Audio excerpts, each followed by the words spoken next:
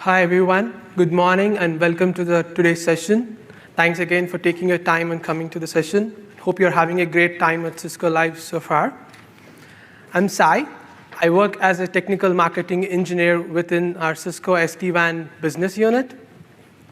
While I'm not working, my hobbies are doing hiking, and this is a picture of me from Zion National Park when I'm doing hiking. And when I do hiking, I use a fitness tracker which helps me track various things about the hike, like in terms of the step count, the inclination, and so on.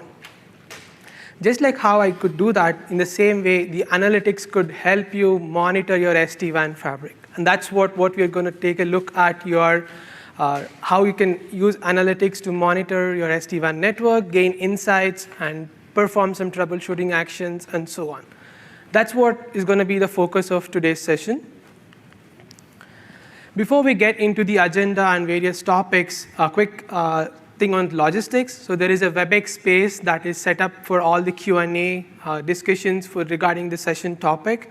So please join that using the Cisco Events app. When you get to the session, you'll be able to see the option to join the discussion. And while I'm presenting here, of course, I'm not monitoring the questions, but I'll definitely take a look at them as soon as the session is over and respond to your questions. And during the session as well, feel free to ask any questions that comes to top of your mind. Of course, we'll try to limit them as much as possible, but we could definitely ask a lot of questions as well. OK, so quick thing about today's agenda. We're going to start off with what is the introduction, like in terms of why do we need to have a monitoring and visibility into the SD-WAN fabric and what it helps in doing so. And then get into some of the specific topics, like how you get a network overview, application health about your circuits that are used within the SD-WAN fabric, and so on.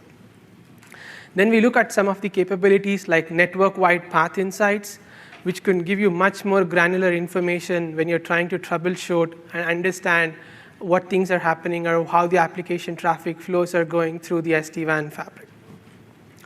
Then finally, we're also going to touch on the 1000-ICE integration that we have built in now within our latest release, which makes it much more simpler to deploy the 1000-ICE agents on your Catalyst SD-WAN routers.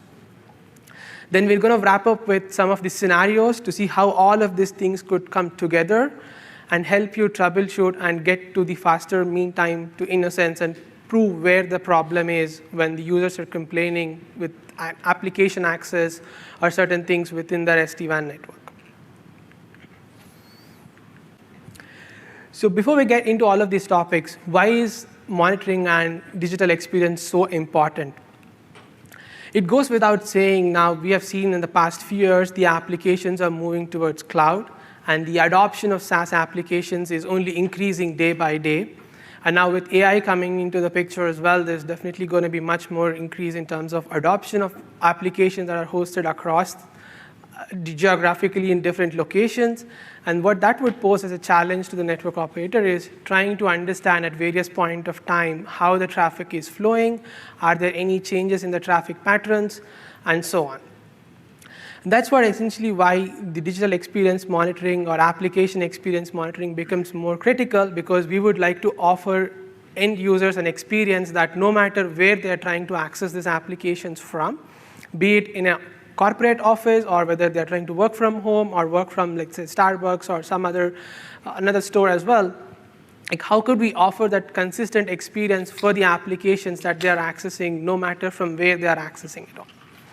And of course, when things goes wrong, how could we get all of those insights, like what exactly happened at that point of time, and troubleshoot further so that you can get to the root cause as soon as possible.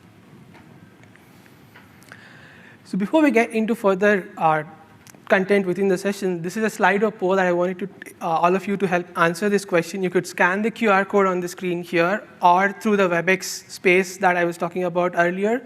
I've pasted the link as well, and then you can join that Slido poll and use the passcode SD-WAN to join that and help answer this question. So now what is this question all about? Right? So what are some of the common network challenges or network monitoring challenges that you are seeing within your network? And how this helps us to tailor the content further is throughout the session, like as I was telling earlier, We're going to talk about different application monitoring and troubleshooting tools that we have built in, and various areas that we have been focusing on and improving further. So I'm going to see how, if some of those things are addressed, I'll try to touch upon that during the session. And if not, I will definitely take that as a feedback and see how we can improve these things further. Also, to give some examples on it, like some of the things that we've heard in past is getting visibility into how the application performance is, which paths are taken, and so on. That's the common thing that I've seen in past. I think that's kind of stands out here as well, like application layer visibility and visibility for all how the applications are performing, and so on. Thanks so much for all these responses. I'll give maybe a few more seconds for everyone to start finishing the responses here.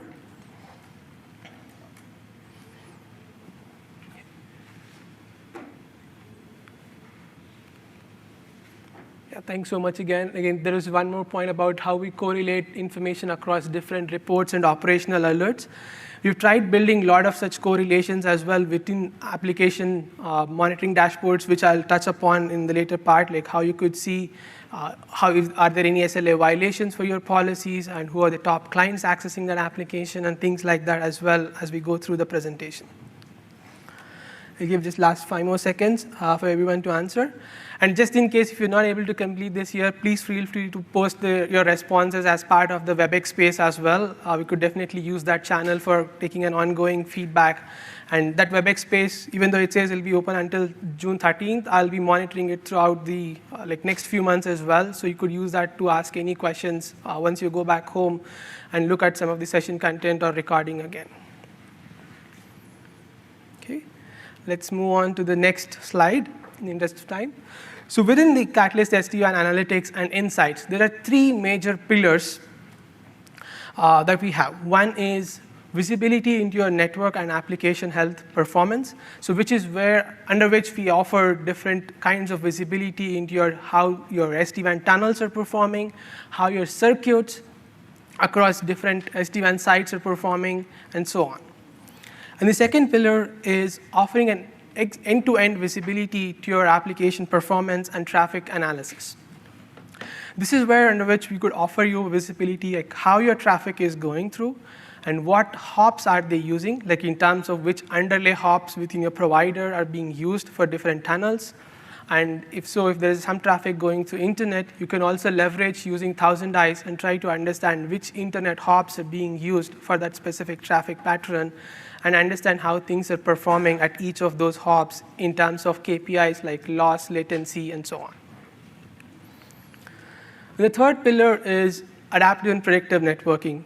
This is where we've been focusing quite a bit these days, where we try to offer, since we have access to all of this rich network telemetry data within the SD-WAN fabric, we try to use that and leverage some of the AI/ML models and try to understand the pattern of SLA violations, and then based on that, help you generate some path recommendations and recommend which paths are going to guarantee a best performance for the applications as well.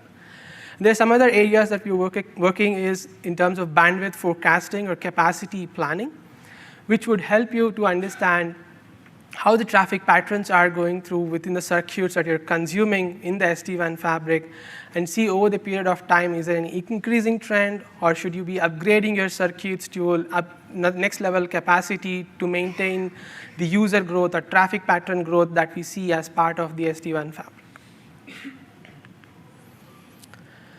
So a few details about the architecture. How do we do all of this, right? So what you see here is mainly all your network that is present, like in terms of edge routers that are connecting at different branch locations, office locations, and so on. All of these routers generates this periodic telemetry data in terms of utilization across the interfaces, which applications are going through. We have something called NBAR or SDAVC, which helps us classify different applications that are going through our SD-WAN routers and help us generate that flow telemetry data. All of that is what is periodically collected by the SD-WAN manager, which is our centralized management plane through which you would be monitoring, managing the configuration, do any operational task related to your SD-WAN fabric. Now, all of that data is periodically exported to our secure API, using our secure APIs to our cloud-hosted telemetry warehouse, which is where all of this data is further correlated to offer various insights that we will be seeing now throughout the session in terms of your network health, health of the applications, health of circuits, trends about various things related to circuit availability, and correlation of circuit utilization with application utilization, and so on.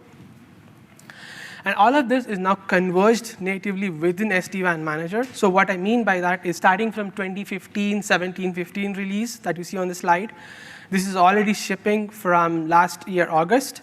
We've converged that within the SD-WAN Manager. So you're now going to access all of these insights through the SD-WAN Manager, even though the data is still going to be processed on your cloud or Cisco cloud, which means the SD-WAN Manager needs to have internet access or cloud tethered access. Then you can interface with all of that and correlate all of that information within the SD-WAN Manager through different navigation dashboards and navigation panes that we'll be also looking at through live demos now throughout the session. So now let's get into the overview dashboard capabilities. Right?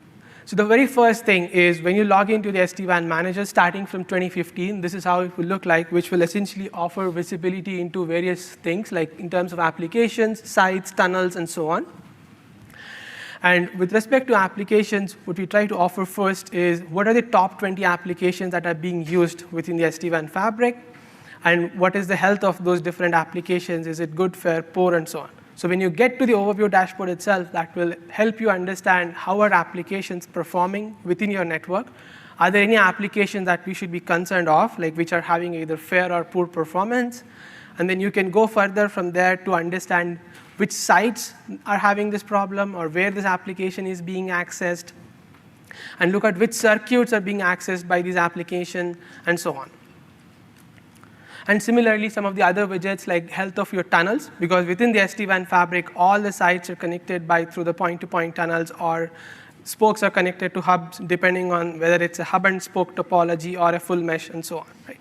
It will give you a quick picture into different tunnels that are existing within the fabric, and what's the different KPIs like loss or latency across all of these tunnels that are used to connect different branch locations.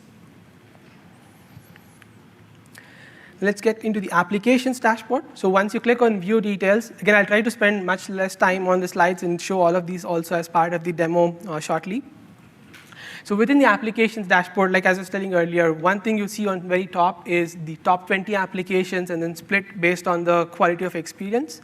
And then some of the other widgets that we also have is how is it's being classified depending on different traffic classes or application class types. Like, for example, how many real-time audio-video traffic applications you have, how many file exchange or file transfer type of applications. That's the QoE distribution by app class widget that is there in the right corner. And then there are other trending widgets as well that we show, like in terms of is there any increase in terms of utilization of an application that we are noticing, or is there any sudden drop in terms of QoE or application health score? So that way it gives you some insights or trend analysis as well to tell how application health and application utilization is trending within your SD-WAN fabric.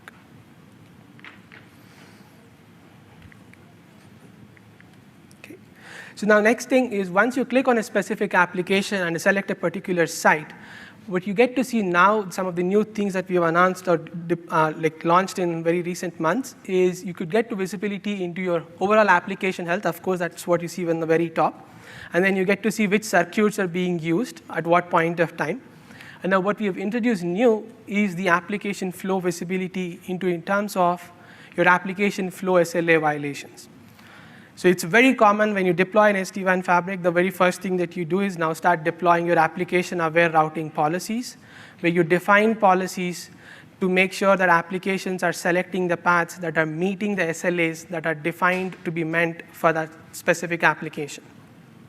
And now when those applications are not having the SLAs being met on the different paths, of course, there will be an SLA violation that will be logged, and then the traffic will be then tried to move to an alternate path that are meeting that SLA. And of course, in case if none of the paths are meeting the SLA, we also have some other mechanisms like choosing the best of worst tunnels and so on. But now the idea here is to give you visibility into over the past 7 days duration, like at what time the SLA violations have happened, any 1 hour granularity. So throughout the day, for every 1 hour window, you get to see what time the SLA violations have happened and what percentage of flows are having the SLA violation, and between which sites is that SLA violation is happening. That's what we see here as well. We get further into these details as well while we show the demo and help you through understand as a use case how these things will help troubleshoot the health of an application performance. So before we get there, some of the information slides. Of course, we have talked a lot about the application health. So I had a lot of questions in past when I present about this topic is how is application health measured, right? So to give a quick understanding, between different sites where SD-WAN tunnels are being built, there are BFD probes that run throughout the time, which gives you visibility into what's the loss latency jitter on those tunnels. And what we also have something called as cloud on-ramp for SaaS capability, using which you can monitor the performance of SaaS applications and ensure the best performing paths are selected for applications all the time. That also does a probing mechanism to understand how the performance of internet circuits are when accessing different applications. So we use all of that probe information to understand what is the health of the path. And now, based on the flow information, we know which paths are being used by the applications at what point of time. And each applications have a different type of nature. Like for example, a WebEx meeting or Teams call is more as a voice video traffic, which is more sensitive to loss and latency. While Outlook or email exchange, which is more TCP-based traffic, which is not that sensitive to either loss or latency, where the mail could get transferred after some time with a little bit of delay, or if there's any loss, there could be TCP retransmissions, which will help restore the performance of the packets and then deliver to the destination. Okay. So considering all of that based on the application nature, which paths are being used, we then come up with based on those thresholds, how much it is deviating for each of these KPIs like loss, latency, jitter. And if the loss that is measured and the path that is used by the application is less than the threshold, of course, which means it's all good. The paths that are being used by the applications are meeting the SLA of that application nature, and there should be no issue for the application health. But in case if it's not happening, that's when we use this other extended formula to make sure how much it is deviating from the thresholds that we have for the application, and then come up with a score on a scale of 0 to 10, and give you a quick picture of how the application health is in this range of 0 to 10, and categorize them into good, fair, poor, and so on. Now, what we have seen so far is the application health. Right? Now, whenever there's an application problem, the key thing that turns out to be is either it's an application side issue or it's a network side issue. That's what one of those two things it would be. Right? Now, let's say if it's a network issue, the next thing that happens is, okay, we have different tunnels that are being used for this application, and we see the problem is happening on a specific tunnel. Now, can we know further details about where exactly the problem is happening on that tunnel, or which hop within the provider network could be causing the issue? That's what underlay measurement and trace service helps you all about. This is, again, a capability that we have announced and supported from 17.10 and 2010 release, so it's been quite some time. And so if you're all using now 2012, which is our latest golden release, so then this is something that you can already leverage and try to understand which hops within the provider network could be causing a performance issues. Now, there are different modes that it could work, whether it's in a monitor mode, which means periodically we try to capture the underlay hops that corresponds to those tunnels. Or you can also do an on-demand trace. So whenever you're facing certain problems in a tunnel performance or high latency on particular tunnels, you get to the specific tunnel and then troubleshoot, understand which are those hops that are causing the latency spike for that specific tunnel. And of course, so what you get to see now is for those specific tunnels between different sites that are connecting, all the underlay hops that are being used, and then what is the performance metrics? I think there's a question.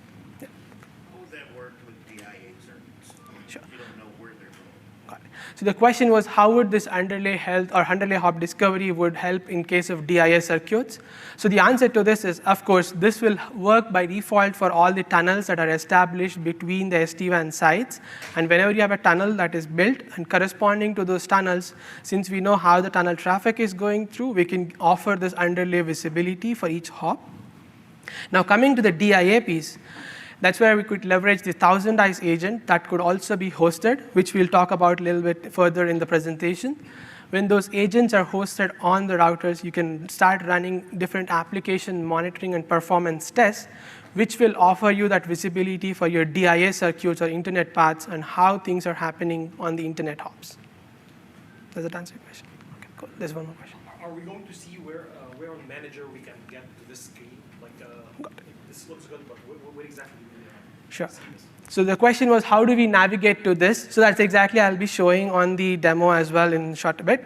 And to give a quick clarity, this is part of the analytics served widgets. So you'll still navigate through the SD-WAN manager, but for you to see all of this visibility, you need to have your analytics onboarded for your SD-WAN manager. All right, there's one more question. Is this also South included, or is this a different topic here? Sure. So the question was, does this include 1,000 eyes, or is it something different? So what I'm showing here is an underlay measurement tracing service that is native to the SD-WAN code, so which runs together with your BFD probes and then gives this visibility. So this is different from 1,000 eyes agents.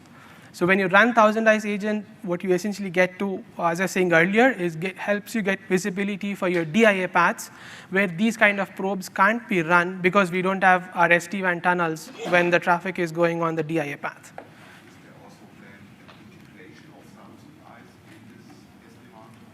Sure. So thank you. So the question was, are there plans to integrate 1,000 eyes into this?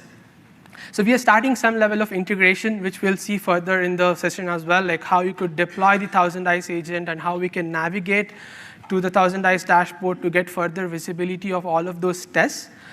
Of course, like in terms of extending it that further, how we can combine all of that information is still under discussions. I have no committed plans for us to share on that, but that's something on those lines is also what we are thinking as well. Thank you. One more question. You mentioned that this is part of analytics. Is that included with DNA Advantage? Sure. So the question was, is this included with the DNA Advantage license? Yes. So the analytics comes as part of the DNA Advantage license. So if you already have DNA Advantage license, all you need to do to turn on this capability is within the administration settings, there will be cloud services knob. Once you turn on it, the analytics will be automatically onboarded for you, and you start getting all of this visibility that we'll take a look at in the demo shortly. All right, one more question. Is this only for the cloud version of Manager or also on-prem? So the question was, this is applicable for only cloud version of Manager. So SD-WAN Manager could be hosted either on cloud or on-prem. All we need is just the analytics to be onboarded for the SD-WAN Manager to start seeing this. It's installed separately from Manager itself, or once you install Manager, you just flip the switch again, just like the cloud? Like, my question is, how do we enable analytics for on-prem implementations? Got it. So the question was, how do we enable analytics for the on-prem installations? So once you install SD-WAN Manager, all you just need to do is go to the administration settings and flip a knob called Cloud Services. Once that is enabled, you start seeing all of this information. Right. So let me get to the demo now.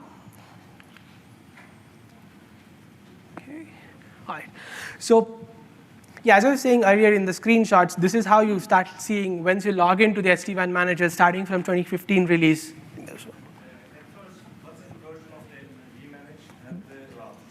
Got it. So yeah, that's what I was about to say. What's the version of this vManage?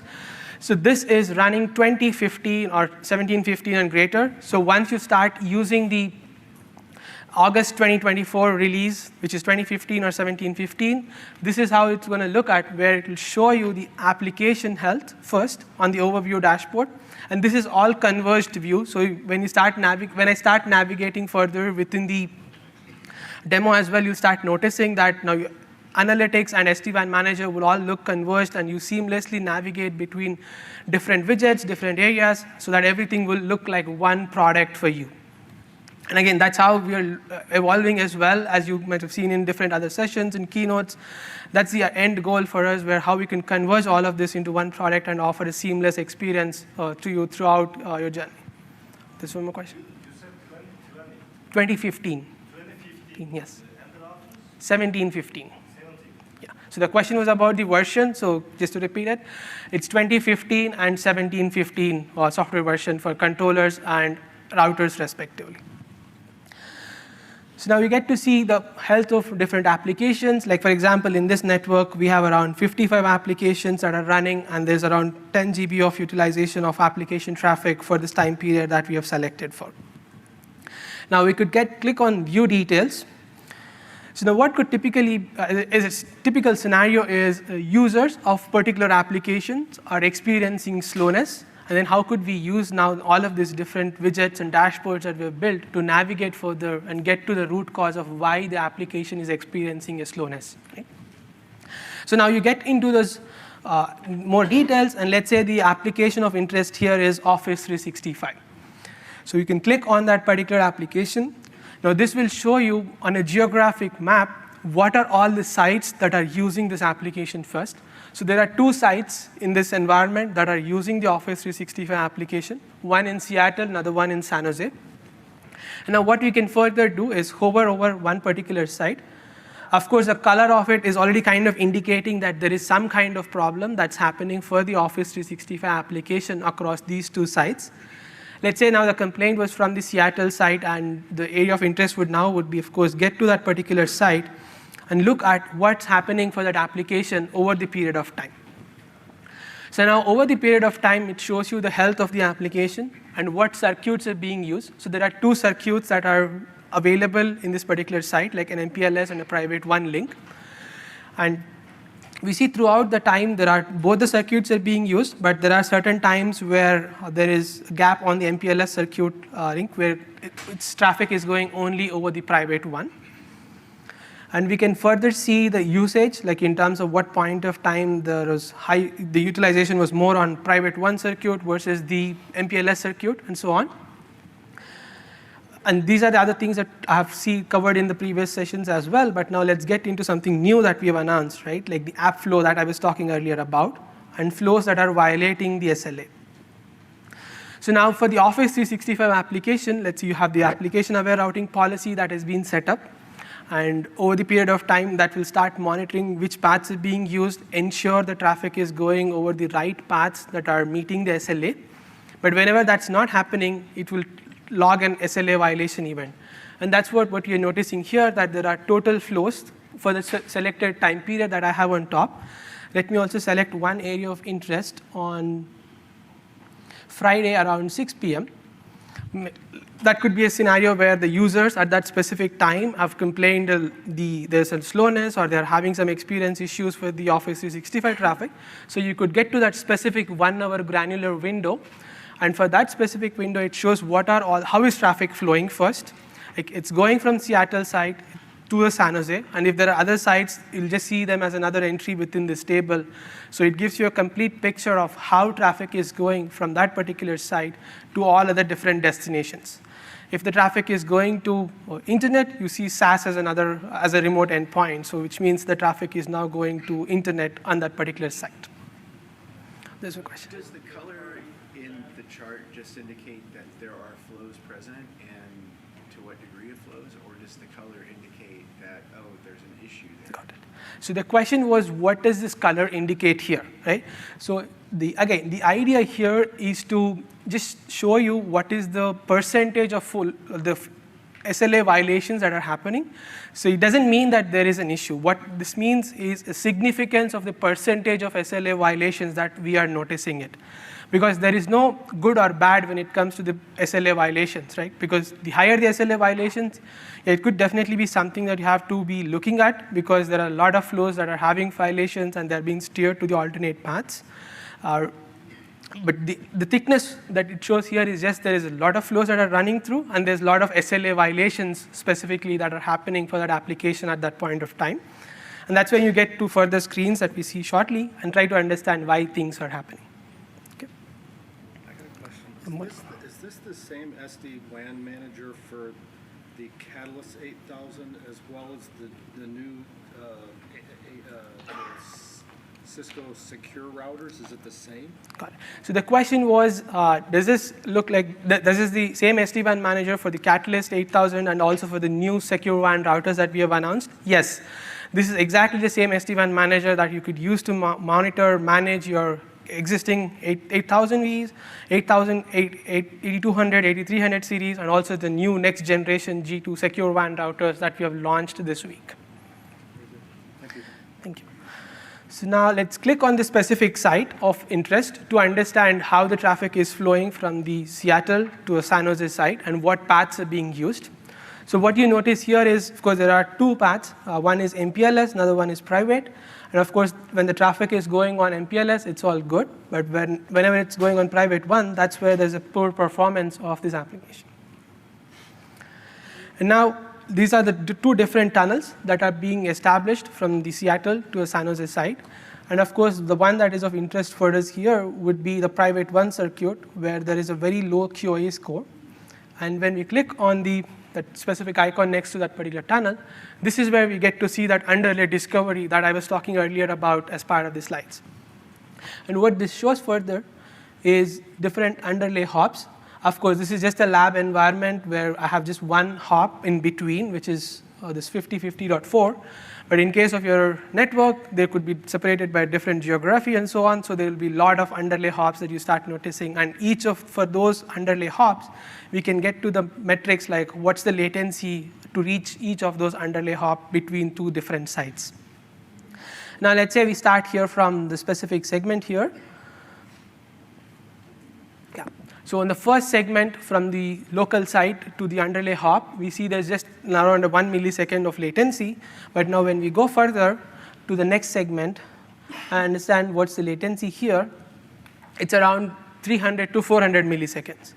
So we now know the problem is between the underlay hop and the remote site. That's where the specific segment of the underlay hop egress interface could be also causing this high spike in the latency. So you can pinpoint to that exact hop between two sites that could be causing the slowness for the Office 365 traffic. That was the first demo that I planned to show. So let me move on to the next one. So before I get there, I think there was also a lot of questions about the on-prem and cloud hosted, right? So I wanted to do a quick raise of hands. Like, if we build this on-prem, how many of you would be interested?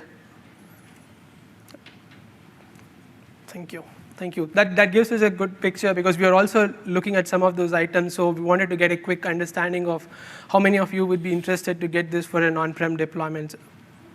Most DoD, like the DoD classified companies and the airlines and the FISMA environments, they prefer on-prem, not the cloud version. Got it. Thank you. Thank you. So the comment was the most DoD and federal government will always prefer an on-prem deployment model. So that's exactly what we also heard. That's the reason why we're focusing something on those lines. Hopefully, I'll have some news to share in the next event on those lines. So there was a question. The latency, why doesn't it highlight the path of thread? Do you have to put your pointer on each? Because it was shown the same color. I'm not sure if it's just me. And also, do we need to enable SDABC to see the apps information? Got it. So there were two questions. The first one was, why was the path that I was showing earlier, even though there was a latency of around 300 to 400 milliseconds, why wasn't that highlighted? That's a good feedback. Yeah, so currently it shows all of those paths as one single color, but eventually we'll definitely take that as a feedback and see how we can notify or make it clear which specific segment within that underlay could be visually show that what's the problem is. Thanks for the feedback. And the second question was, to see all of this application visibility, do we need to have SDABC enabled? Of course, if we have SDABC enabled, it provides us more granularity and give much better application visibility. Even with that, even without having that, just NBAR that is running on the devices could also offer some level of visibility. So it is recommended to have SDABC enabled, but if it's not, you will still get some level of visibility as well. Thank you. There was one more question. What we have to consider for scale about sites on this manager, SDWAN manager. Sure. Is there a special amount of sites? Today we take 4,000 for one cluster. Is this okay? So is this the question related to just the SD-WAN manager scaling, or is it for the analytics? SD-WAN manager, so sites on SD-WAN.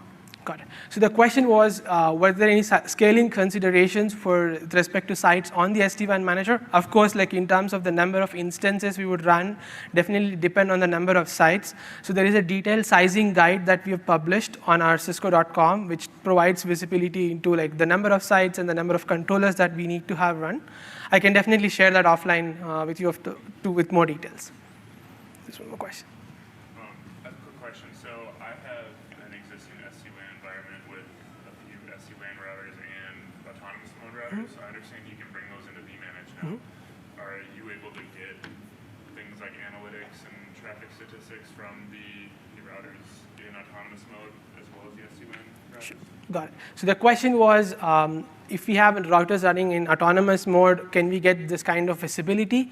Yes, of course, we have started supporting something called SD routing, using which you can monitor all of your autonomous mode routers with the SD-WAN manager, and there is some level of visibility that we can also offer. Of course, it's not going to be to this extent what you get with the SD-WAN, but there's some basic monitoring capabilities that you can definitely get even for your autonomous mode routers as well.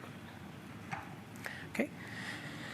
So now let's get into the next topic, which is circuits dashboard. So what we have discussed so far about is the health of applications, how applications not having good experience, how can we troubleshoot that further, and so on, right? Now let's look at from the circuits perspective. That's the next important component within the SD-WAN fabric, because that's what is connecting all of your different branch locations to the data center, co-locations, regional egress centers, and so on. So with the circuit dashboard, we have various capabilities that we offer. The first one being the trend or total uptime analysis, which will essentially tell you what is a percentage of the time the circuits are up and running for the selected time period. Because when the circuits or when the tunnels on the circuits go down, they generate certain events. We use all of that events to be processed and then come up with what is a percentage of the time that each circuit that is being used in the network is being up and running. So that can give you a quick picture into if there are any outages for circuits at a specific point of time, and understand if that correlates to any of your other application outages that are also being reported. Now, this is a question. Got it. So the question was about the third-party SIG. I'll just get that to right shortly within the demo, within the presentation as well.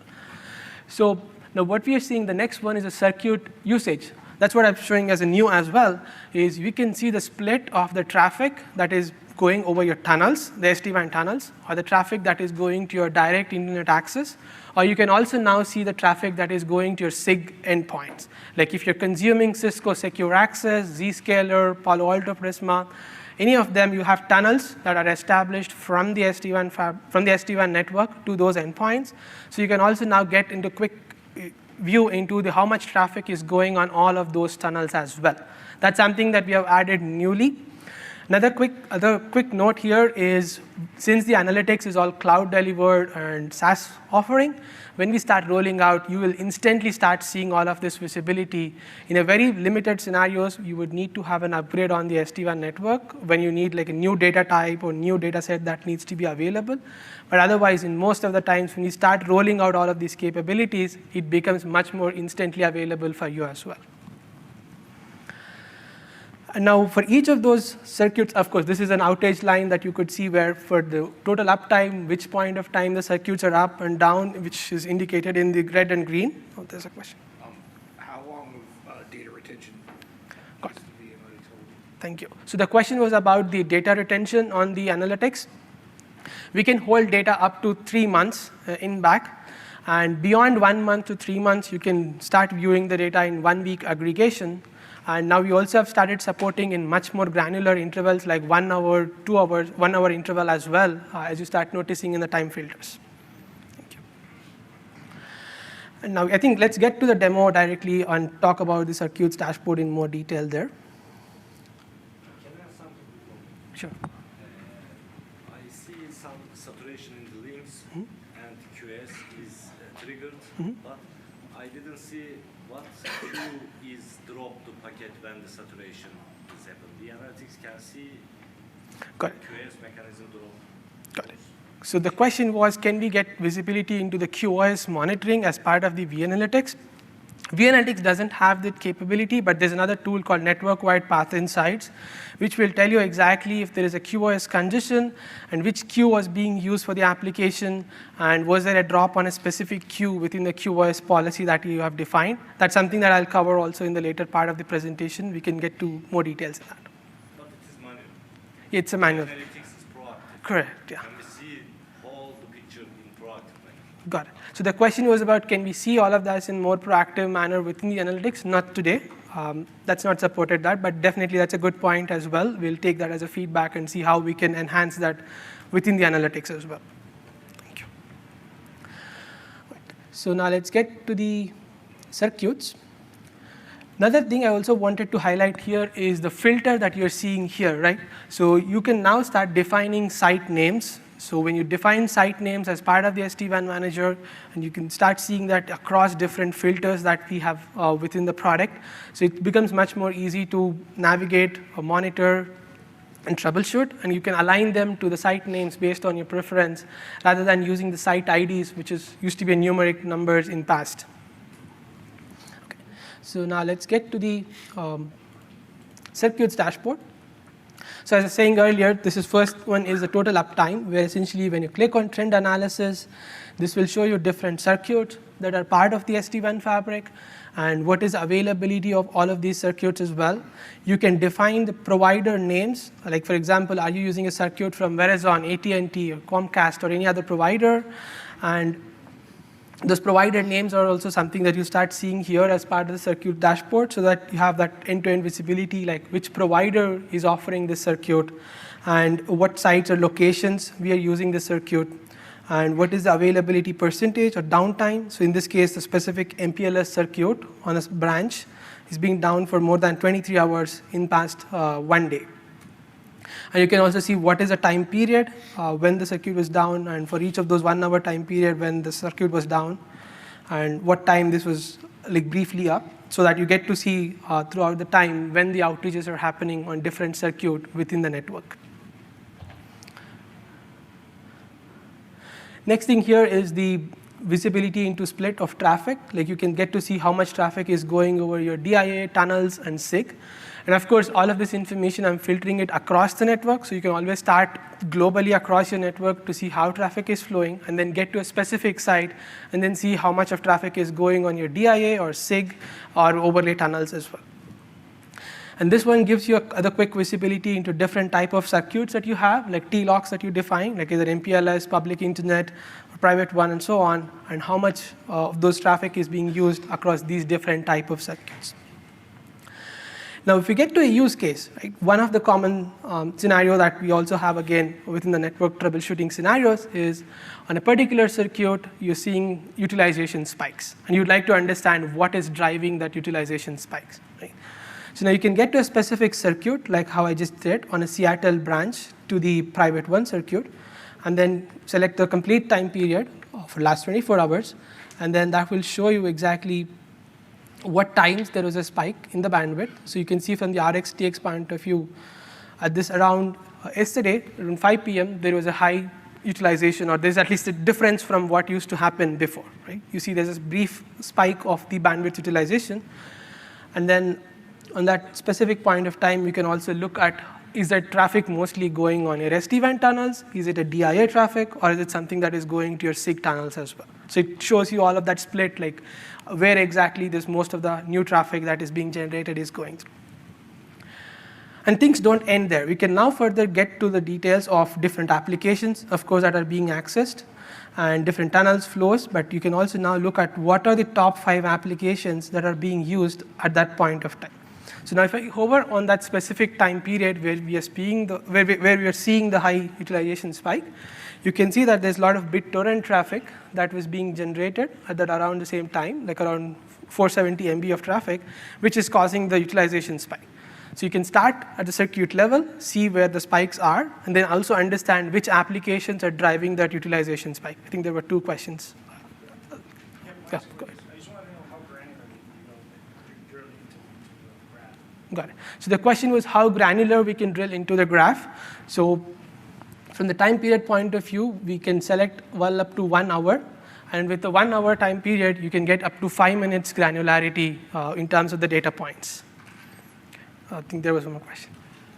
The information about traffic going DIA versus going to SIG or through an SD-WAN tunnel, is that based on the application policy? Is that where it's pulling that from, or how is that reading that? Got it. So the information about how the traffic is going, is the traffic going on tunnel or DIA or SSE, how is it getting? Is it coming from policy or somewhere? So what we are using is the application flow data. So as I was saying earlier, all of these edge routers that are used as part of the SD-WAN fabric, they all generate the flow data periodically, which will tell us how the traffic is going through. So it doesn't need to have a policy defined as such. You just have the traffic going through and the visibility for the net flow enabled. Then we start getting this traffic. And of course, based on the policies, the traffic could be steered in different ways, and that will also give us the visibility as part of the flow data itself. So it's net flow. Net flow data, yes. Correct. I think there was a couple of more questions, yeah. Two quick questions. Yeah. What is your sampling rate for the statistics?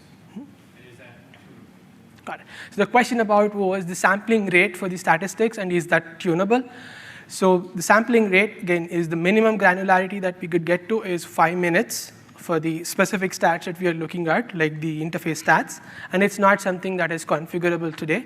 Well, of course, like if there's a feedback in terms of reducing that further, or if there's any requirements, feel free to share that as part of the WebEx space, or maybe offline after the session. I'll definitely be happy to chat.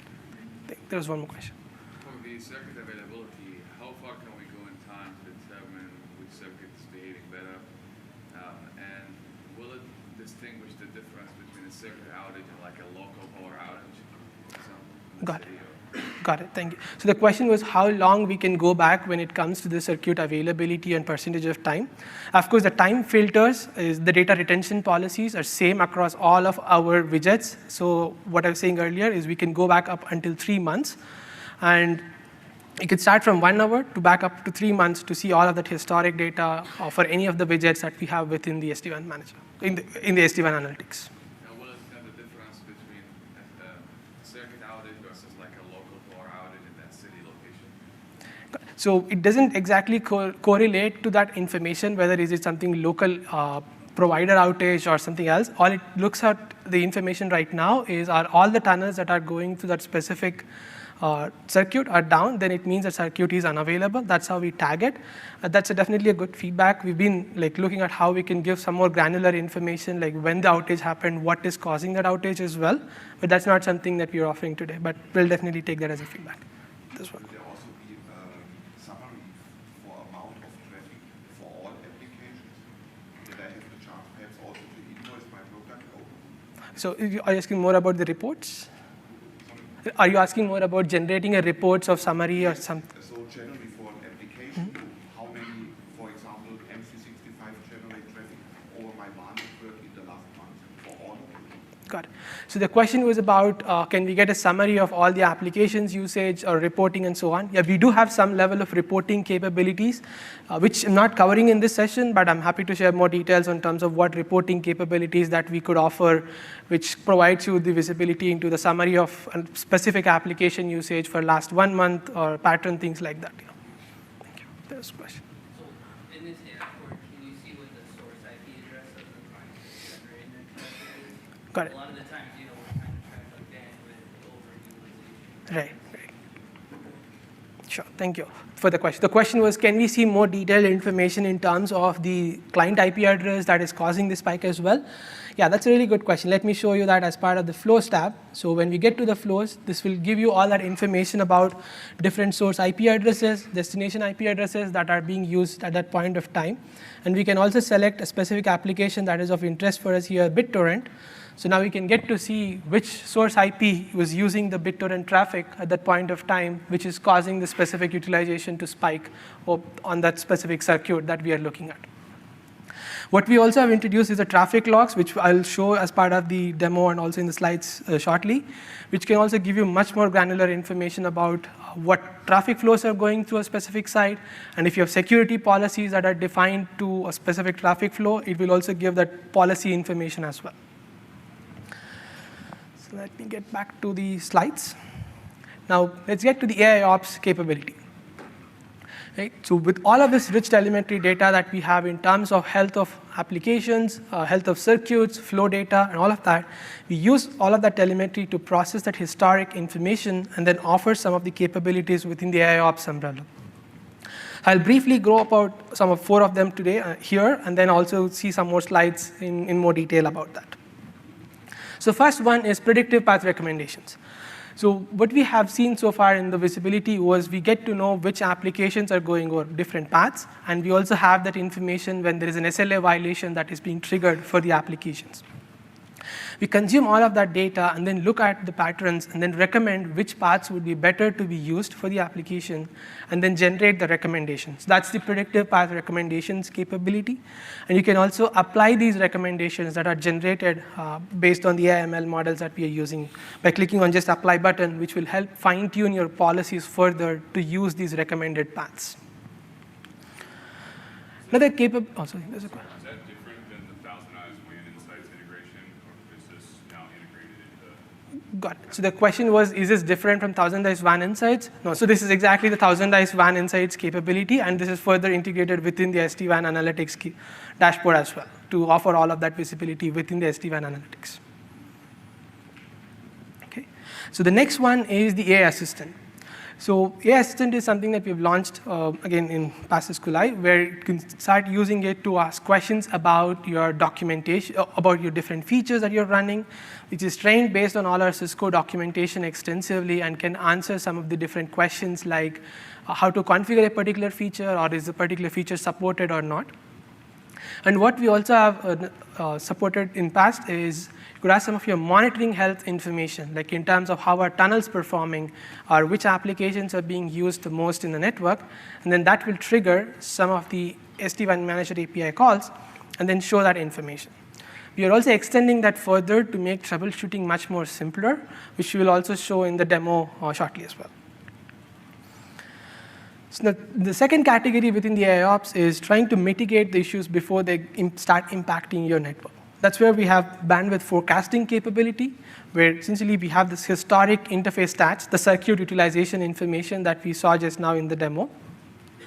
We could use all of that historic information and then start forecast what will be the utilization in future and give you insights such as, like, currently you are using a 100 meg link, but based on the usage patterns, you might have to upgrade it to 200 or 300 meg link. So that's the kind of insights that you get as part of the bandwidth forecasting. The final piece is the anomaly detection. Again, on all the tunnels that we have visibility into loss, latency, jitter that is being measured throughout the period of time. And if we notice any anomalies in all of those any of those KPIs like loss, latency, we can essentially identify them using our anomaly detection capability so that you can proactively start noticing any difference in behavior of tunnel performance and then try to resolve them before they become a major outage in future.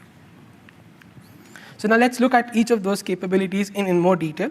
So with respect to the predictive path recommendations, or which is powered by our thousand-eyes WAN insights, what we essentially are doing here is first trying to use all of that rich set of telemetry data that we have, like the application flows or the SLA violation and all of that. And then based on that data, perform some analysis and then come up with the forecasting or recommendations. And this is how the recommendations would look like for Office 365 application at a specific site in San Jose. Currently, based on the paths that are being used, the quality is somewhere around 60 to 65%. And now if you could use a recommended path, which can further improve your quality by 20%. It will also show you the clients that would be benefited from implementing this recommendation. And now all you have to do at this point of time is click on that apply button, which can now go ahead and fine tune or update your policy to start using the recommended path for the Office 365, as long as the recommended path is going to meet the SLA requirements. This question. Probably this is the same question that was asked a while ago. Why need 1,000 eyes for this, or is this built in? So the question was, do we need 1,000 eyes for this? No, this is something built into the SD-WAN analytics. We are leveraging the 1,000 eyes platform in the backend to perform the analysis and everything, but it all comes with your DNA Advantage license included. And again, this is for the cloud version. Cloud version, yeah. This is for cloud version, of course. Again, these are some of the more details, like you can get to see like different recommendations, like it starts generating individual recommendations for different applications that are used across your network, so you can view all of them here. And now I've seen a lot of questions earlier in past about the applying that automated recommendation by clicking on the apply button, right? How does that work in terms of with your existing policies and what happens with those existing policies and so on. So that's why I thought of covering some guidelines in terms of that. So the first one is what happens when you click on that apply button for a specific recommendation. The system is going to create a copy of your existing policy and then modify the specific sequence that belongs to the application of interest based on the recommended path that we have within for that specific application, and apply that modified policy to that site where the recommendation needs to be applied for. And once we do that, user can now no longer make changes because now system is controlling all of those policies on behalf of user based on the recommendation that AI has generated. Of course, if user does any changes or have to do any changes afterwards, you can definitely do so, but the system is just going to revert to the previous state with no recommendations applied now anymore. So that's how it's going to prevent any conflict in terms of whether user is managing the policy or system is managing the policy, right? And finally, of course, if user wants to do any changes, they can always go back and do the changes. So it rolls back to removing all of those recommendations. And after finishing those changes, you can also select those multiple recommendations in a tabular format and do a bulk apply by applying all of those recommendations in one go. Okay. Yeah, again, these are some of the more information slides where you can get to see like how the recommendation has been derived at, like in terms of which paths and what are the different metrics and so on. There's a question.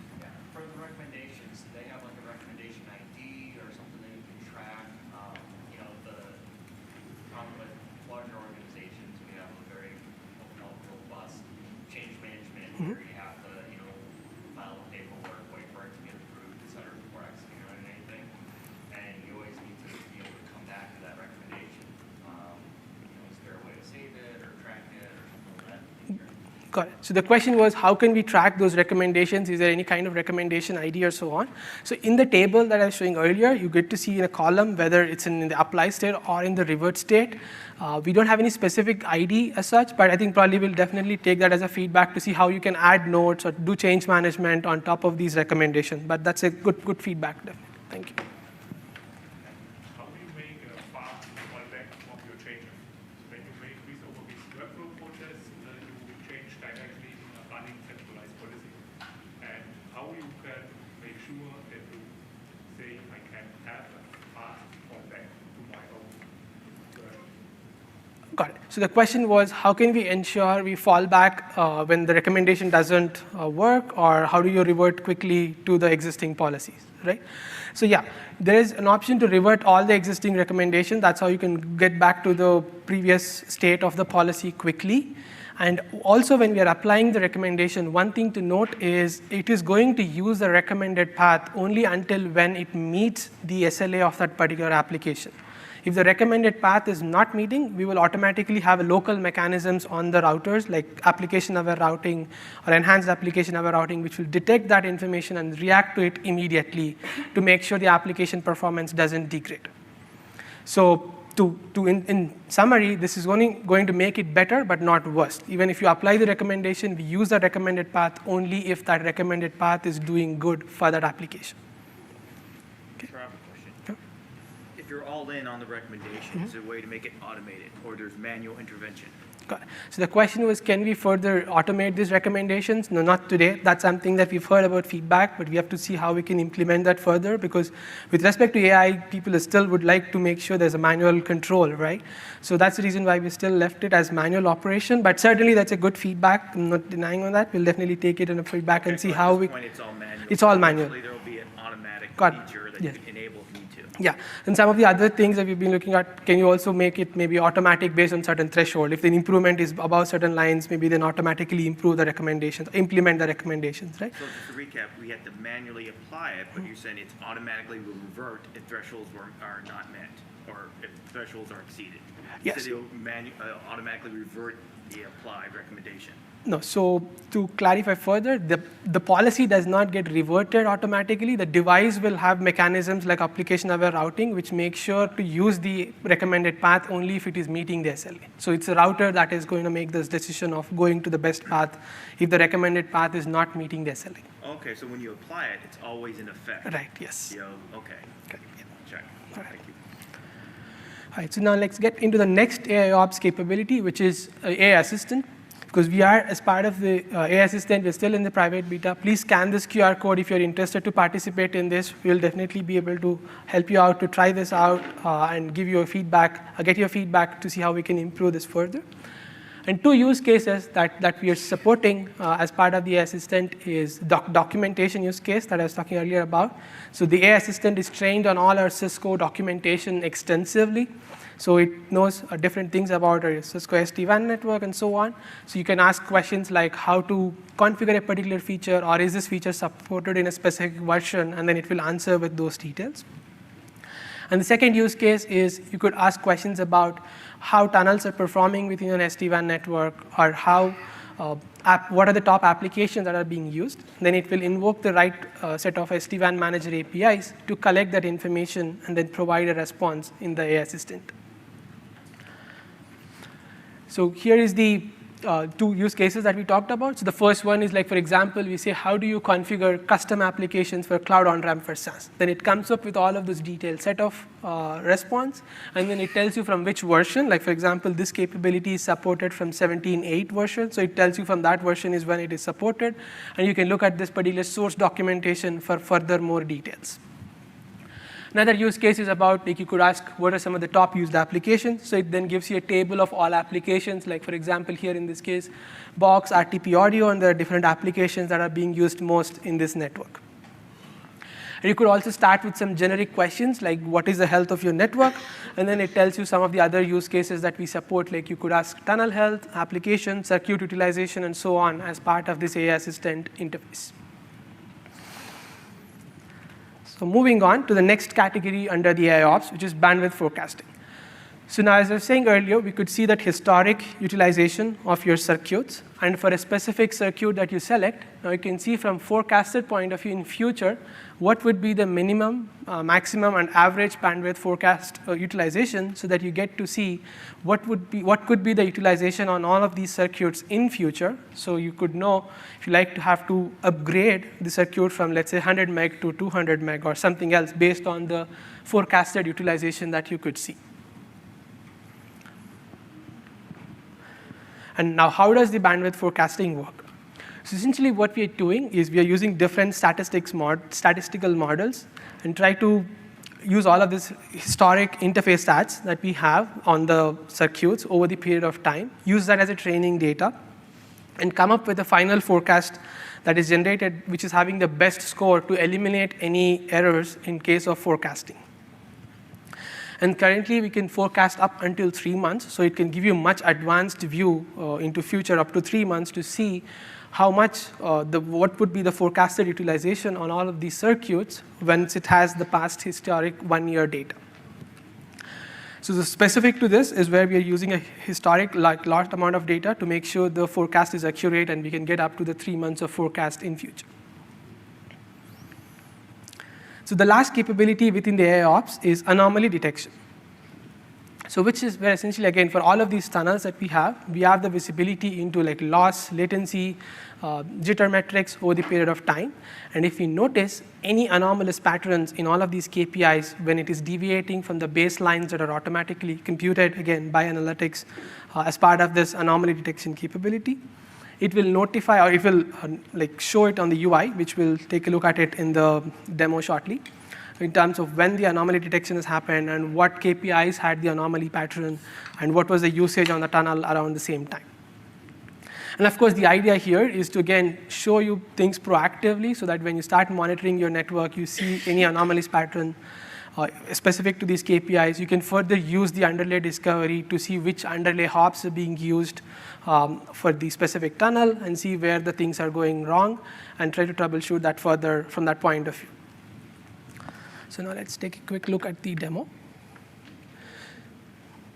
So all of our analytics capabilities are within this, again, analytics predictive networks category. That's how you navigate to. And then you see different features like predictive path recommendations that we talked about first, and then the bandwidth forecasting and anomaly detection here. So with respect to the predictive path recommendations, this is how you're going to see different kind of recommendations that are generated. You can also look at a specific application of interest, like let's say Office 365 here again. And there are 2 recommendations that are generated. Now, once you click on apply here, essentially the recommendation here is switching the traffic from MPLS and private 1 circuit to the MPLS path only for the specific site. When you click on apply, it's going to show more details about the recommendation and the percentage of gain that we're going to have. When you click on apply, this is where the automation will kick in and modify the policy for that specific site so that now it will use that MPLS path as long as it meets the SLA for the Office 365 application. Okay, I'll click close here. Now let's get to the anomaly detection. So this is where you can get to see over the period of time different sites that are being used as part of the SD-WAN network. And these are the different sites that we have, and we have different anomalies. Let's say we select on this particular time on 9th of June. There's an anomaly rate of around 1% across your network, and these are the different sites where the anomalies are. You can select a particular site from here. Again, the idea with anomaly detection, like I was saying earlier, is mainly to try to understand if there could be any potential issues in future and try to troubleshoot much more further in a more proactive way, right? So again, here this is going to follow a similar kind of heat map structure where this is to just show you what point of time there are more anomalies and so on. Now let's say from here you try to select a specific tunnel of interest between the Seattle site to San Jose site. And it will show over the period of time what were the loss, latency, jitter, on which one the anomaly has been. So in this specific case, the anomaly is with respect to loss. And now you can also see a correlated information in terms of what has been the application usage at the same point of time. Now what we can also do here quickly is go back to another time period on the same day, another day. You see again there is high percentage of loss which is triggering the anomaly. And you also see there is a high utilization just before the anomaly happens. Right? So some of the correlations that you can trigger from take from here is one thing, it's definitely when there is an anomaly, you start seeing the usage on this particular tunnel goes down drastically, which is a good thing because your application-aware routing policies that you've set are already triggering and making sure the traffic is steered away from this tunnel that is performing badly. Second, you could also see some kind of pattern here that there's a spike in the utilization, and then you start seeing a drop down and where there's a high percentage of loss. So it could so happen that you may be oversubscribing the circuit, and your provider could now start throttling the circuit for a brief moment of time to make sure there are no DDoS attacks or something like that. And that's when the traffic is going down afterwards. So those are the kind of correlations that you can get from looking at these anomalies and then trying to correlate with the usage of the tunnels and so on. All right, so now let's get back to the slides again. So now the next one is traffic logs capability. So this is where we could see essentially historically for the specific time period that you could select, you can get the detailed 5-tuple information, like for example, which source IP, destination IP, source port, and so on, similar to the flows that I was showing under the circuits dashboard earlier. But this gets more granular where you can get to historic time period, and then you can also see if there are any security policies that you have defined. And then if you click on inspect, it shows more details about what is happening from the security policy standpoint of view so that you get the rich firewall logging capability as well using this traffic logs capability. Is that unified logging? Yes. Yeah. The question was, is that unified logging? Yes, this is an extension to it leverages the unified logging in the backend, and then it now provides you that historic context over the period of time by leveraging the data retention and capabilities from analytics. Okay. So now let's get into the network-wide path insights. So how many of you have used or tried network-wide path insights tool so far? Thank you. Thanks for the quick input. So essentially, again, the idea here is how can you now troubleshoot more granularly, try to understand what's happening for your application traffic, and understand are there any performance issues for applications, or is there any policy issues for the application. So that's what we try to offer as part of the network-wide path insights. Again, this is an on-demand trace that you run. So when you run the trace, it's going to add an NWPI metadata, and then start tracing all the flows that for the trace, for the amount of time the trace is run. And then it provides you true real-time visibility or application performance and various other insights that we shortly look at as part of the presentation. Another aspect that you could do is design validation. When you start deploying policies, it's always very key to understand, is it following a specific path? Like, for example, is Office 365 going over MPLS, or is it going over internet once you start deploying the policy? You can do that design validation as well. And we have various capabilities using which you can generate the synthetic traffic, replay the packet capture. Even if you don't have any end users that are using the application at that point of time, you can use all of those techniques to simulate the traffic and do the policy validation using network-wide path insights. So the final one is with respect to the QoS insights, or different insights that you can get to make the much more understanding about why things are not working or what's happening.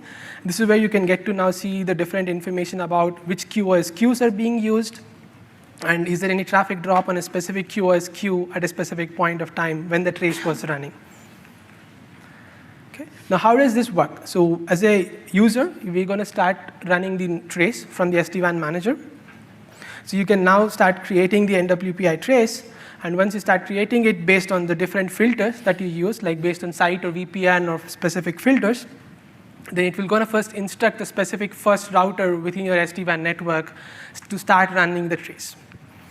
And now eventually all of those different routers through which the traffic goes through, they all stream the data back, and SD-WAN manager will correlate all of that information and present a single view of what's happening for those traffic flows that we have traced using the network-wide path insights.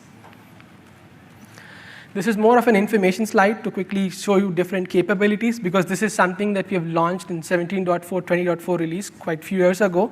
And since then, we have been extensively innovating and then improving it further with different capabilities. So I wanted to give you a quick release timeline so that you get to see which capabilities are supported in which version that you are using as part of your SD-WAN network. And to start this, it's pretty simple. You get to the tools and the network-wide path insights. Then you get to select a specific site that you'd like to run, or which VPN that you'd like to run this trace on. And once you start it, it's essentially going to give you all the different insights that we look at in the subsequent slides.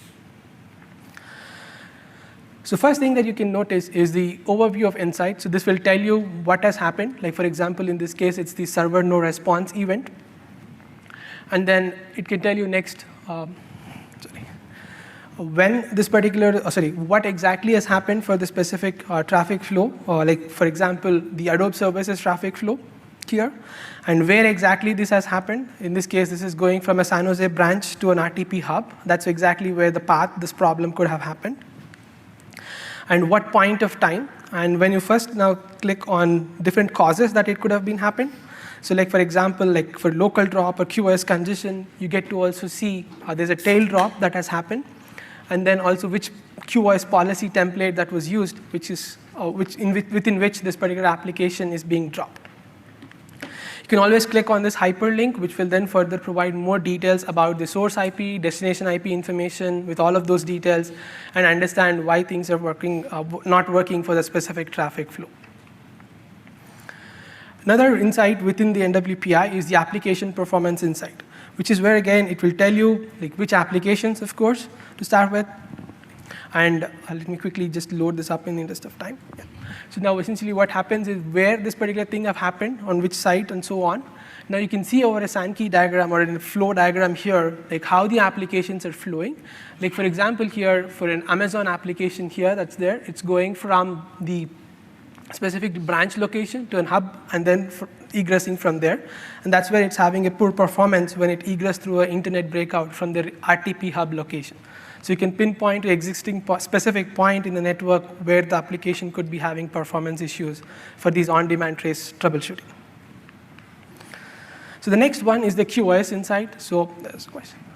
So is there any recommendation for how to adjust the QoS if it's fine that a certain QoS is dropping the traffic? Does it give you an recommendation to fix that? And what about for custom applications? How can it distinguish? Got it. So there are two questions. One was about if it finds out if there's a problem because of a QoS queue or something, does it generate any recommendations? So not today. So it's only going to tell you which QoS policy where things are dropped. But that's something, definitely an area that we are going to invest further in terms of AI assistant capabilities and see how we can generate those recommendations. And the second question was, can we do the similar thing for the custom applications? Yes, you can define custom applications using SDAVC.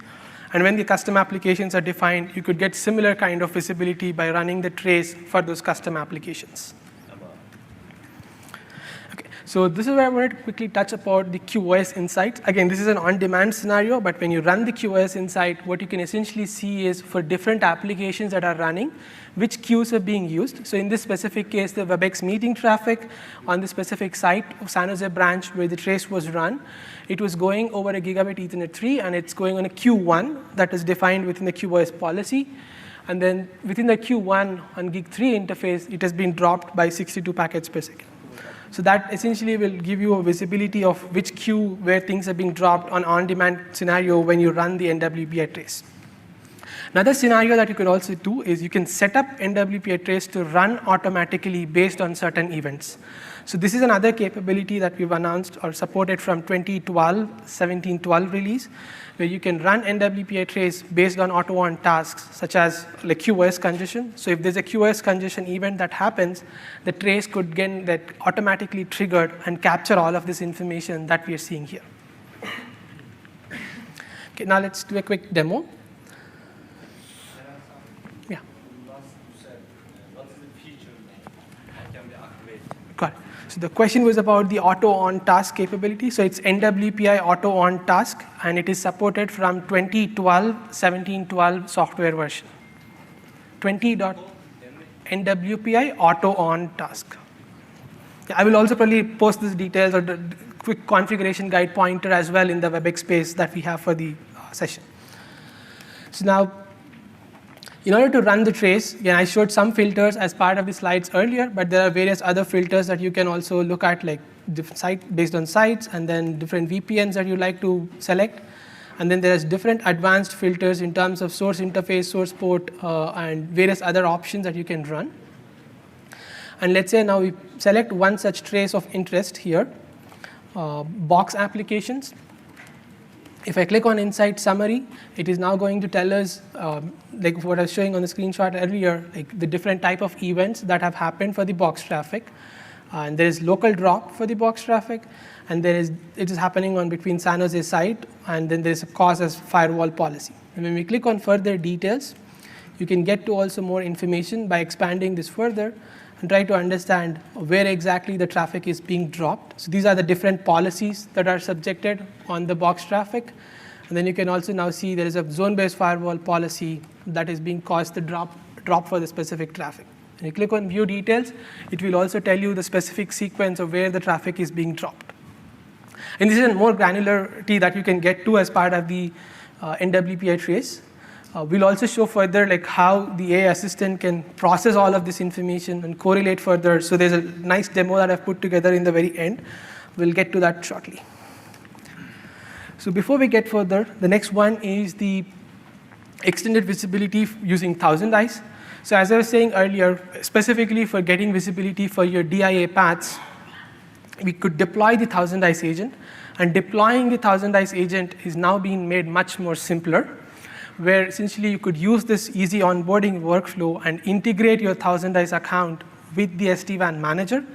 And through this specific workflow, you can now select different applications that you like to monitor, and then deploy the Thousand Eyes agent and also configure tests to monitor that applications.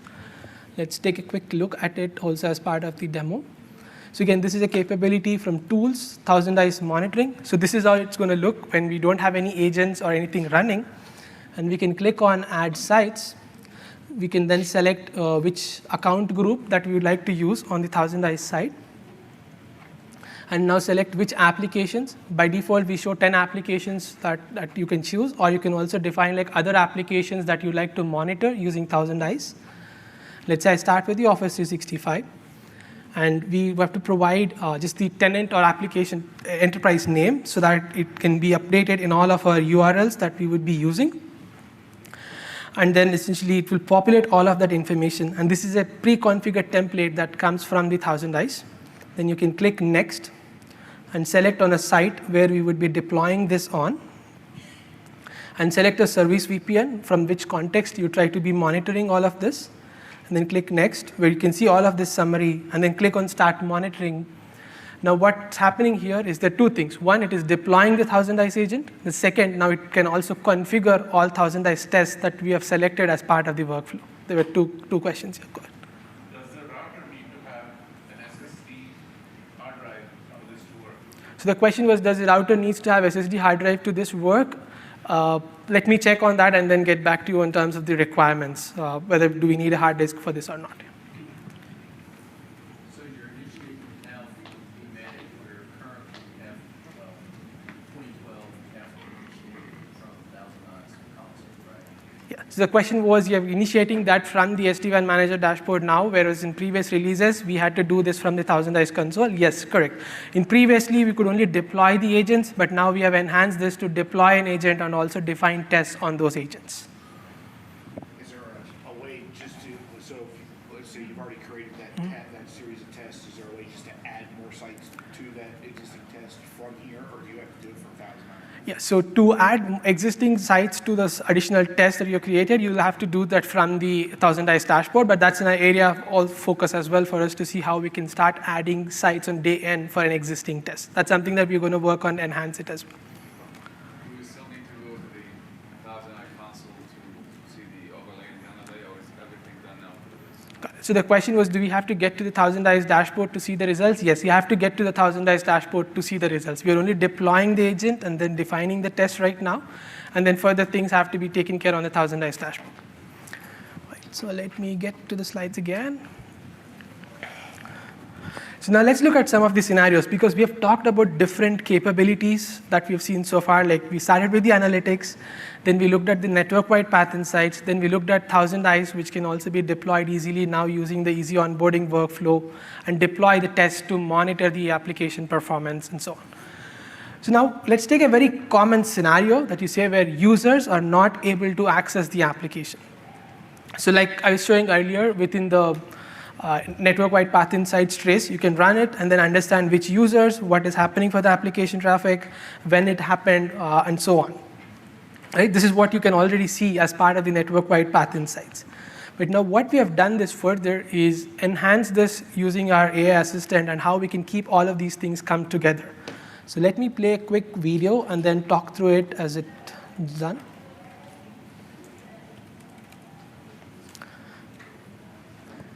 So now what essentially we are doing here is you can launch AI Assistant and start asking simple questions like users for a specific application, in this case Box, are not able to access it in the San Jose branch. That's exactly what is now going to be a prompt that you could ask to the AI Assistant. And when users ask that question, the AI Assistant is trained to understand this prompt and then run different deep analysis tasks, and then understand what's happening for the box traffic. So it understands that there is a local drop event that is seen for the box traffic, and then it runs all of this different prompt that it generates. And now you can see it comes up with a conclusion or analysis saying that for the box traffic is being dropped because it is matched to a default class within the zone-based firewall policy. And then it also provides some of the remedy actions that you get to see here, that it says you could go ahead and create an application list and update your zone-based firewall policy now to match that new application list.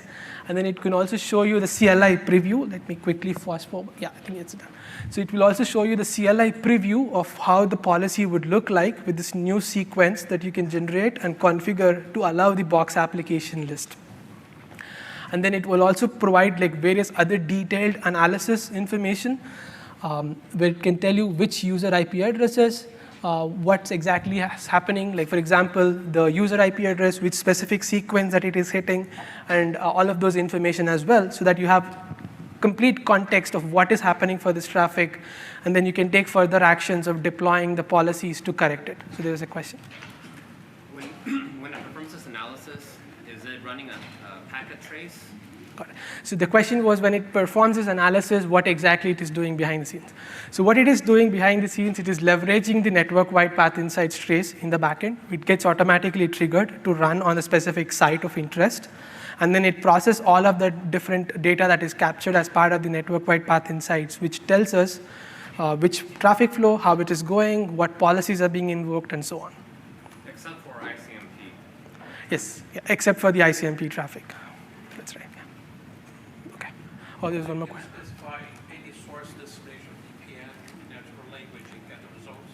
Yeah. From site A to site B, what's going on? Great, sure. So yeah, that's the idea, definitely. So again, to quick caveat, this is not supported yet. This is a new thing that is coming down the lane for this year as part of our AI assistant. Yeah, those are all the things that we're thinking where user could naturally ask different questions about the IP address, prompt, and then give that specific prompt, and the tool will understand all of it and run the trace or analysis based on that. So another thing that we are also working on with respect to the AI assistant is, let's say if you have further questions after you perform this kind of troubleshooting, you can also now open tag cases right from this interface. So you can give a prompt saying that you'd like to open a service request saying that your box applications are having issues, and you have a specific software version that you're running, and provide the serial number, which will then further check all the entitlement and stuff, and then open a tag case on that. Or you can also see the existing tag cases that are being opened. And once you have those existing tag cases, you can click on a case number here and get to Cisco tag for further collaboration and so on. So there's a question. Two questions. Is that 2018 or 2026? And second, can it also attach a endpoint? Got it. So the question was, when is this capability coming in, and can it also upload files? So the first release, this is going to be coming in, is targeted to come in 2018 to open tag cases. Secondly, about the capability for uploading files, it is not supported yet in the first release, but that's something that we're definitely going to support in future as well, to get some attaching logs or admin tech and so on through the same AI assistant window. There's a question? Do we need to allow certain voice IPs with firewall to allow the AI to do things? Got it. So the question was, do we need to allow certain things for the AI assistant to be used and for all of these aspects? So of course, yeah, we just need to have internet access, like how we need to have access for the analytics as well to work, because this AI assistant is all running again within Cisco Cloud in the backend, where things are processed and then responses are generated. So SD-WAN manager would need to have access to the internet, and there's a specific, if you want to limit the access to internet, there's a specific URL that we can of course share in terms of control, and only for the specific backend URL, the SD-WAN manager needs to have access to use AI assistant. Okay. All right, so let's get back to the slides, and then there's one more scenario that I wanted to cover about.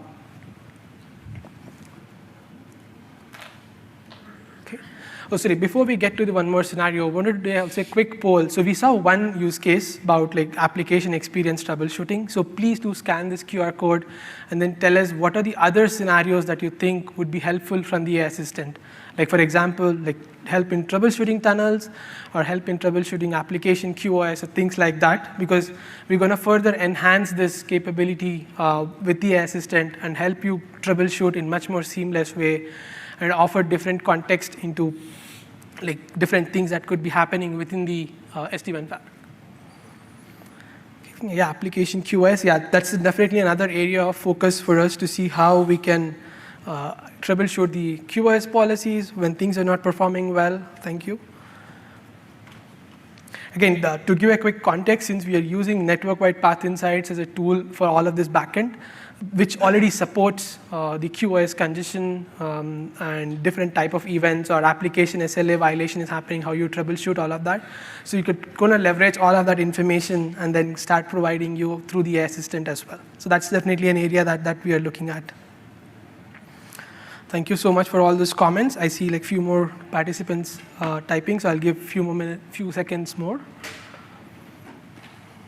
Again, I want to thank so much for all the questions and keeping the session interactive. I hope it was all helpful. Thanks for all of those questions and stuff. Okay, I think again, if there are any further feedback as well, feel free to share it as part of the WebEx space throughout like next week. And if you come up with any ideas, feel free to share it as part of the WebEx space so that we can think through, collaborate further as well. So another kind of scenario is like if user is experiencing slowness, again, that's a common problem, right? Now, the difference in this case is where exactly the slowness is happening. So now there's a user within the San Jose branch trying to access through an ISP1 egress from the Seattle data center and egress the Office 365 application. And now how we can get visibility for this using all of these tools that we have sawn together with the 1000 eyes. So now when you have network-wide path insights running and a 1000 eyes agent also running on the Catalyst SD-WAN router, all of that information can be correlated as part of the network-wide path insights and then provide you this end-to-end visibility. So what you're seeing here is there's an agent that is running on the local branch, to the outlookofffice.com to monitor the end-to-end performance. So it shows first the underlay hop that is located between the local edge and the remote site, and then all the internet routers as well that is coming from the 1000 eyes test now. And now when we get to the further slides, you can see specifically for this particular site, there is this underlay hop where there's some response time in terms of what is the latency at that specific hop, which comes from the underlay discovery that we've seen earlier. And for those internet hops that you have on the 26 routers on top, you can further expand that, and then it will show you all those internet hop routers, which is coming from the 1000 eyes tests. I know we have just 30 seconds, so maybe I'll quickly show, or maybe I'll share also the video as well as part of the WebEx page later. But let me quickly try to show that here, where you get to see that information. So within the Insights summary, there is this 1000 eyes Insights tab. So if you're already using Network Wide Path Insights and you have 1000 eyes Insights, 1000 eyes agent running, you can get to this 1000 eyes Insight tab, which can then further show that information that we were just showing. Like from the local agent, these are all the different routers, and these are performance on each of those hops as well. You can now get to a specific hop where there's like 50 milliseconds of latency in the underlay between the local and the data center. And now from the data center, these are all the different hops that are located as well. So now you get that end-to-end visibility right from your local branch to all the way to the application endpoint by leveraging Network Wide Path Insights and 1000 eyes agent all together to offer you this end-to-end visibility.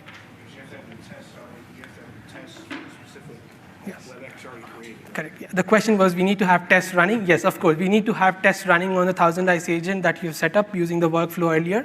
And then all of that information now can be correlated and shown here in the end-to-end way. Do we need the agent on one location or both on the endpoint and the... So the question was, do we need agent on just one location? Yeah, you just need to be there only on one location from where you would like to monitor from, and then that will give you that end-to-end visibility complete. There's one question.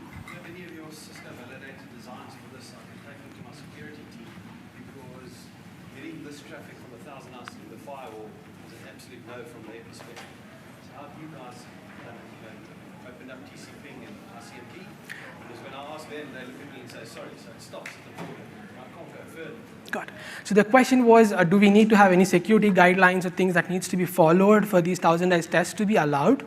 Again, so the 1000 eyes test probes is going to be exactly similar to your application. So if your application is already being allowed by your network security teams as part of the firewall, ideally they should not have any concern with respect to allowing this 1000 eyes test to be also running, because they are just going to look like just another application packet running, generating small packets to simulate the application performance monitoring tests.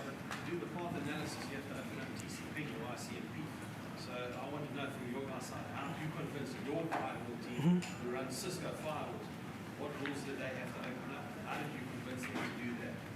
So I can get that documentation, I can take it to my guys. Got it. So yeah, certainly we haven't documented that externally anywhere, but I will look through if there are any other sources or design guidelines that we can share from the 1000 eyes documentation as well, and certainly share that with you later.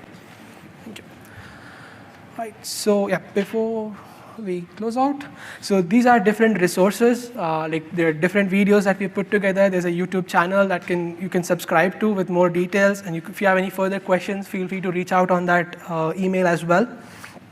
And this is a demo environment that you can access directly to the analytics, just in case if you don't have SD-WAN manager yet, or you don't have analytics onboarded, you can look at using this demo environment, and that can provide you all of that like similar visibility that we've seen.